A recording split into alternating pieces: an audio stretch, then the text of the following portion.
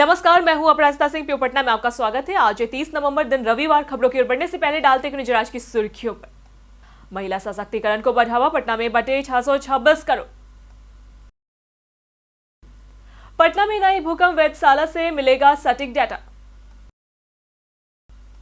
सड़क पर खड़े वाहनों पर पुलिस की सख्त कार्रवाई शुरू। रेरा बिहार ने शुरू की फ्लाइट बुकिंग रिपोर्ट सुविधा। उच्च वेतन वाली फाइनेंस नौकरियों में युवाओं की मांग। चलिए बढ़ते हैं आज की बड़ी खबरों की ओर विस्तार से। महिला सशक्तिकरण को बढ़ावा, पटना में बटे 626 करोड़। मुख्यमंत्री नीतीश कुमार ने मुख्यमंत्री महिला रोजगार योजना के तहत पटना जिले की 14,066 महिला लाभार्थियों के बैंक खातों में 10-10 हजार रुपए की पहली किस्त ट्रांसफर की। इस योजना के जरिए अब तक जिले की 6,26,947 महिलाओं को कुल 626 करोड़ 93,70,000 रुपए सहायता राशि दी जा चुकी है। जिला स्तरीय कार्यक्रम में 2,568 जीविका दीदियों ने हिस्सा लिया और अपने अनुभव साझा किए। योजना से महिलाएं आर्थिक और सामाजिक रूप से आत्मनिर्भर बन रही है। स्वरोजगार शुरू करने के लिए 10,000 रुपए की पहली किस्त दी जाती है और 6 महीने बाद 2 लाख रुपए तक अतिरिक्त सहायता भी उपलब्ध होगी। इस पहल से महिलाओं के जीवन और परिवार पर सकारात्मक असर पड़ा है। उच्च वेतन वाली फाइनेंस नौकरियों में युवाओं की मांग। भारत का फाइनेंस सेक्टर तेजी से विस्तार कर रहा है, जिससे युवाओं के लिए उच्च वेतन वाली नौकरियों के अवसर बढ़ गए। इन्वेस्टमेंट बैंकिंग, फिनटेक और रिस्क मैनेजमेंट जैसे क्षेत्रों में कुशल प्रोफेशनल्स की भारी मांग है। शुरुआती स्तर पर भी उम्मीदवारों को 1 लाख रुपए प्रति माह तक की सैलरी मिल रही है। इन्वेस्टमेंट बैंकिंग में M&A, IPO और वैल्यूएशन रोल्स आकर्षक पैकेज देते हैं।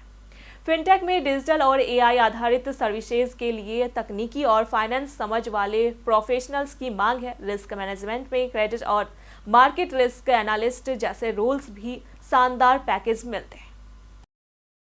पटना में नई भूकंप वेधशाला से मिलेगा सटीक data.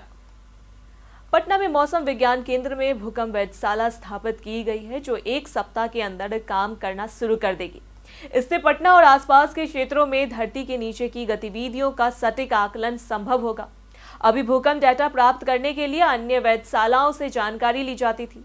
Patna world seismic map से जुड़कर छोटी छोटी भूकंपीय गतिविधियों और फ्लैट लाइनों की पहचान कर सकेगा। पटना सेस्मिक जोन 4 में आता है, जहां 7 रिक्टर या उससे अधिक तीव्रता के भूकंप की संभावना है। सक्रिय फ्लैट लाइनों के अध्ययन से भविष्य में भूकंप की चेतावनी और तैयारी बेहतर होगी। पहाड़ी सैदपुर नाला निर्माण में काम हो रहा धीमा। पटना सिटी में पहाड़ी सैदपुर नाला निर्माण में कार्य धीमी गति से चल रहा है। 259.81 करोड़ की इस परियोजना का लक्ष्य अगस्त 2025 तक पूरा करना था, लेकिन अब तक केवल 60 मीटर नाला बन सका है। हर महीने 400 मीटर बनाने का लक्ष्य था, लेकिन फिलहाल 250 मीटर ही बन रहा है। विद्युत पोल, ट्रांसफार्मर, केबल, पेड़ और अतिक्रमण के कारण सैदपुर की ओर से काम रुका हुआ है। पहाड़ी संप हाउस की ओर से लगभग 850 मीटर नाला तैयार हो चुका है। नाला दोनों किनारों पर सड़क के साथ यू आकार में बनाया जा रहा है। सड़क पर खड़े वाहनों पर पुलिस की सख्त कार्रवाई शुरू। पटना यातायात पुलिस ने सड़क को गैराज समझने वालों के खिलाफ सख्त कार्रवाई शुरू कर दी है। गैराज और शोरूम के सामने खड़े वाहनों को 24 घंटे के भीतर हटाने का आदेश दिया गया है। ऐसा न करने पर नगर निगम द्वारा जुर्माना और कानूनी कार्रवाई की जाएगी। कई गैराज संचालक मरम्मत के लिए आने वाले वाहन सड़क पर छोड़ देते हैं, जिससे ट्रैफिक बाधित होता है और दुर्घटना का खतरा बढ़ता है। मोटर वाहन अधिनियम की धारा 127 के तहत 10 घंटे से अधिक समय तक सार्वजनिक सड़क पर खड़े वाहनों पर भी कार्रवाई होगी। वाहन मालिक हटाए गए वाहन के खर्च और अतिरिक्त दंड का भुगतान करें। पटना अस्पतालों में गैर हाजिर डॉक्टरों का वेतन रोका जाएगा। पटना के अस्पतालों में अब लेट लतीफी और लापरवाही बर्दाश्त नहीं होगी। स्वास्थ्य विभाग ने निर्देश दिए हैं कि बिना सूचना अनुपस्थित डॉक्टरों का वेतन रोका जाएगा। जिलाधिकारी डॉक्टर त्यागराजन एसएम ने सभी अस्पतालों और स्वास्थ्य केंद्रों में नियमित उपस्थिति सुनिश्चित करने और गुणवत्ता सुधारने का आदेश दिया। मोकामा और गर्दनीबाग के कई अनुपस्थित चिकित्सकों का वेतन रोक दिया गया है। बायोमेट्रिक उपस्थिति अनिवार्य होगी। मरीजों को समय पर इलाज, निःशुल्क दवा, साफ सफाई और गुणवत्तापूर्ण सेवाएं सुनिश्चित की जाएगी। उत्कृष्ट प्रदर्शन करने वालों को सम्मानित किया जाएगा और खराब प्रदर्शन पर कार्रवाई होगी। रेरा बिहार ने शुरू की फ्लैट बुकिंग रिपोर्ट सुविधा। अब मकान या फ्लैट बुकिंग कराने वाले ग्राहकों को 3 माह पर प्रोजेक्ट की प्रगति की जानकारी मिलेगी। रेरा बिहार ने इस व्यवस्था की शुरुआत की है। खरीदारों को उनके मोबाइल पर व्हाट्सएप और ईमेल के माध्यम से साइट के फोटो और अद्यतन रिपोर्ट भेजी जाएगी। यह सुविधा केवल रेरा से निबंधित प्रोजेक्ट्स में लागू होगी। खरीदारों को रेरा वेबसाइट पर नाम, ईमेल, मोबाइल, प्रोजेक्ट व बिल्डर की जानकारी देनी होगी। त्रैमासिक रिपोर्ट के साथ प्रोजेक्ट की रैंकिंग भी उपलब्ध कराई जाएगी। इससे खरीदारों का पैसा सुरक्षित रहेगा और पारदर्शी व्यवस्था सुनिश्चित होगी। हालांकि इसका ट्रायल 1 अक्टूबर से सफल रहा है। बिहार में निवेश को बढ़ावा, 167 पावर सब स्टेशन बनाए जाएंगे। बिहार में निवेश को बढ़ावा देने के लिए 423 कंपनियों ने कुल 1.80 लाख करोड़ रुपए निवेश का प्रस्ताव दिया है। इन उद्योगों को 24 घंटे निर्बाध बिजली देने के लिए सरकार 167 पावर सब स्टेशन बनाएगी, जिसमें उत्तर बिहार में 91 और दक्षिण बिहार में 76 स्टेशन शामिल है। निर्माण कार्य जुलाई 2026 तक पूरा करने का लक्ष्य है। उद्योगों को 11 केवी फीडर में माध्यम से सीधे बिजली सप्लाई मिलेगी। ऊर्जा सचिव मनोज कुमार सिंह ने बिजली इंफ्रास्ट्रक्चर की उपलब्धता सुनिश्चित करने के निर्देश दिए। रिन्यूएबल एनर्जी को बढ़ावा देने के लिए कंपनियों को सोलर और अन्य ग्रीन एनर्जी विकल्प अपनाने के सुझाव दिए जा रहे हैं। रीतलाल यादव पर रंगदारी से संपत्ति बनाने का आरोप। दानापुर के पूर्व विधायक रीतलाल यादव पर संगठित आपराधिक गिरोह चलाकर करोड़ों की संपत्ति अर्जित करने का आरोप है। पटना पुलिस ने अपनी जांच रिपोर्ट ईडी को सौंपी है, जिसके बाद ईडी रीतलाल पर केस दर्ज करेगी। रिपोर्ट में बताया गया है कि यादव ने सरकारी जमीन पर कब्जा कर अवैध निर्माण कराया और 76 डिसमिल जमीन पर 16 दुकानें बनाई। बिल्डरों से रंगदारी वसूलना और युवकों को अपराध में शामिल कराना भी उनके गिरोह की गतिविधियों में शामिल है। जांच में 3 एकड़ सरकारी जमीन पर भी कब्जा उजागर हुआ है, जिससे स्थानीय डर के कारण शिकायत नहीं कर रहे। पटना में कोहरा और गिरते तापमान का अलर्ट जारी। पटना में मौसम शुष्क है और तापमान में उतार चढ़ाव जारी है। 25 नवंबर को पिछले 15 सालों का सबसे कम तापमान 17.1 डिग्री सेल्सियस दर्ज हुआ। मौसम विभाग के अनुसार अगले 4 दिन कोहरा छाएगा और रात के तापमान में गिरावट की संभावना है। दिन का मौसम सामान्य रहेगा। पश्चिमी हवाओं और शुष्क पछुआ हवा के कारण सुबह शाम ठंड बढ़ रही है। पटना में अधिकतम तापमान 27.7 डिग्री सेल्सियस रिकॉर्ड किया गया है। कोहरे के कारण दृश्यता कम रहने का अनुमान है।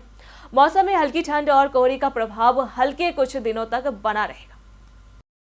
बीसीसीआई करेगा रोहित कोहली भविष्य पर अहम मीटिंग। बीसीसीआई साउथ अफ्रीका के खिलाफ 3 मैचों की ओडीआई सीरीज के बाद रोहित शर्मा और विराट कोहली के भविष्य पर चर्चा करने के लिए कोच गौतम गंभीर और मुख्य चयनकर्ता अजीत अगरकर के साथ मीटिंग करने की योजना बना रहा है। 2027 ओडीआई वर्ल्ड कप को ध्यान में रखते हुए टीम मैनेजमेंट इन दिनों दिग्गज खिलाड़ियों के रोल और बैकअप खिलाड़ियों की पहचान पर विचार करेगा। रोहित और कोहली को अभी तक वर्ल्ड कप के लिए अपनी भूमिका तय नहीं हुई। बीसीसीआई ने कहा है कि खिलाड़ियों को केवल फिटनेस और प्रदर्शन पर ध्यान देना चाहिए, भविष्य की अटकलों पर नहीं। पटना में गोल्ड भाव स्थिर, खरीदारी का बढ़िया मौका। पटना ज्वेलरी मार्केट में सोने और चांदी के भाव 2 दिनों से स्थिर बने हुए। 24 कैरेट सोना का रेट 1,27,600 रुपए प्रति 10 ग्राम, 22 कैरेट सोने का रेट 1,18,000 और 18 कैरेट 96,300 रुपए प्रति 10 ग्राम है। जीएसटी जोड़ने पर कीमतें बढ़ जाती है। चांदी का दाम भी स्थिर है। 1 किलो हॉलमार्क चांदी 1,62,000 रुपए में बिक रही है। एक्सचेंज रेट में 22 कैरेट पुराने सोने के आभूषण 1,15,000 रुपए और 18 कैरेट 93,300 रुपए में लिए जा रहे हैं। वीकेंड पर कीमत स्थिर रहने से गोल्ड खरीदारी का समय लाभकारी है। पटना में राबड़ी देवी के सरकारी आवास को लेकर बहस। पूर्व मुख्यमंत्री राबड़ी देवी को 10 सर्कुलर रोड छोड़कर 39 हार्डिंग रोड में नया सरकारी बंगला आवंटित किया गया है। नया बंगला सुविधाओं और सुरक्षा के लिहाज से अधिक आधुनिक है, जिसमें बड़ा campus, garden, staff quarter, office space और 24/7 आवर्स सुरक्षा है। हालांकि राजद इसे स्वीकार करने के मूड में नहीं है। 10 सर्कुलर रोड राजनीतिक बैठकों और मीडिया इंटरेक्शन के लिए अधिक उपयुक्त माना जाता है। विवाद के बावजूद 6 महीने के भीतर आवास खाली करने का आदेश जारी है। दोनों बंगलों में आधुनिकता और उपयोगिता का फर्क साफ नजर आता है। पटना में इंस्पेक्टर माधव ठाकुर पर डीए कार्रवाई। पटना और बेगूसराय में इंस्पेक्टर माधव ठाकुर के खिलाफ निगरानी अन्वेषण ब्यूरो ने आय से अधिक संपत्ति डीए का केस दर्ज किया। कोर्ट से सर्च वारंट लेकर उनकी बेगूसराय स्थित आवास और पटना कार्यालय में छापेमारी की गई। जांच में उनके 12 बैंक खाते, 6 जमीन की डीड और बीमा निवेश के दस्तावेज मिले। पता चला कि उनके पास वैध आय से 25.22 लाख रुपए अधिक संपत्ति है, जो 47% अधिक है। माधव ठाकुर 2009 में दरोगा बने और कोसी रेंज के विभिन्न जिलों में तैनात थे। आज के इतिहास में भारत की प्रेरणादायक घटनाओं की झलक। आज के दिन भारत के इतिहास में कई प्रेरणादायक उपलब्धियां और महान व्यक्तित्व याद किए जाते हैं, जिन्होंने देश की सांस्कृतिक, बौद्धिक और सामाजिक प्रगति में अहम योगदान दिया। वर्ष 2000 में प्रियंका चोपड़ा ने मिस वर्ल्ड का ताज जीतकर भारत को वैश्विक मंच पर सम्मान दिलाया। 1831 में जन्मी इतिहासकार रोमिला थापर ने भारतीय इतिहास लेखन को नई दिशा दी, जबकि 1944 में जन्मी साहित्यकार मैत्रेयी पुष्पा ने हिंदी साहित्य को समृद्ध बनाया। 1965 में दिल्ली में स्थापित गुड़ियों का संग्रहालय सांस्कृतिक धरोहर के रूप में लोकप्रिय हुआ। वैज्ञानिक राजीव दीक्षित और लेखक रामेश चंद्र दत्त के योगदान आज भी प्रेरणा बनकर याद किए जाते हैं। बीते दिनों जिन्होंने हमारे वीडियो पे लाइक और कमेंट किए थे, उनके नाम है राकेश मिश्रा, मनोज दास, अमरजीत कुमार, मनोज यादव, अबोध कुमार, संजीव कुमार। इसी के साथ बढ़ते हैं आज के सवाल की ओर। आज का सवाल है, क्या पटना यातायात पुलिस ने हाल ही में सड़क नियम सख्ती से लागू किए हैं? आपका क्या कहना है इस पे? आप अपना जवाब हमें हमारे कमेंट बॉक्स में जरूर दें। ऐसी जानकारी के लिए देखते रहे प्योर पटना।